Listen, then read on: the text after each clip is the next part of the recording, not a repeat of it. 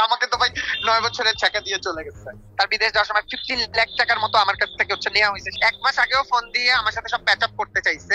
বিয়ে করেও যেন শান্তি নেই জনপ্রিয় গায়ক এবং অভিনেতা তাহসান খানের। হুট করেই বিয়ের খবর প্রকাশ্যে আনেন তিনি।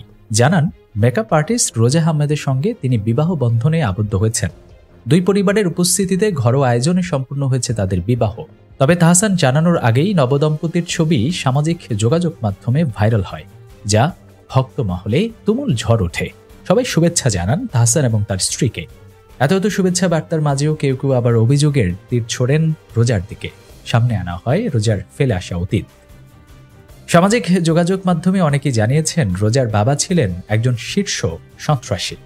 বরিশাল নগরীর বাসিন্দা ফারুক আহমেদ ওরফে পানামা ফারুক, যিনি র্যাবের সঙ্গে বন্দুক যুদ্ধে নিহত হন 2014 সালে।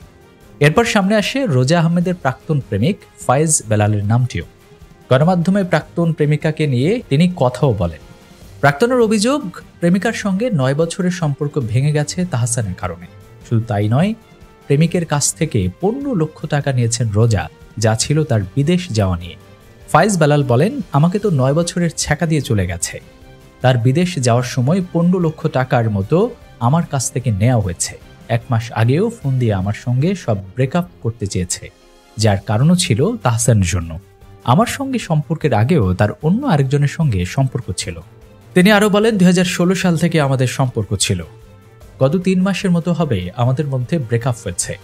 গতকাল বিভিন্ন সংবাদ মাধ্যম থেকে জেনেছি 1 বছর হয়েছে তাহসান এবং রোজা আহমেদের নাকি সম্পর্ক চলছে।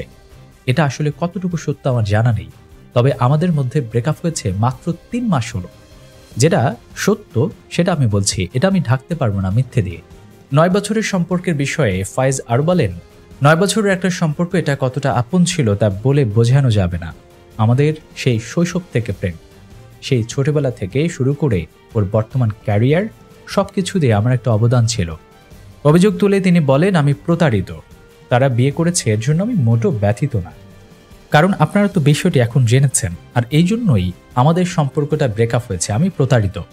তিনি জানান, রোজা আহমেদ HEC পাস। শুধু তাই নয়, রোজার নিউ ইয়র্ক ইউনিভার্সিটি থেকে পড়াশোনার বিষয়টিও ভুয়া বলে দাবি করেন ফয়েজ বেলাল।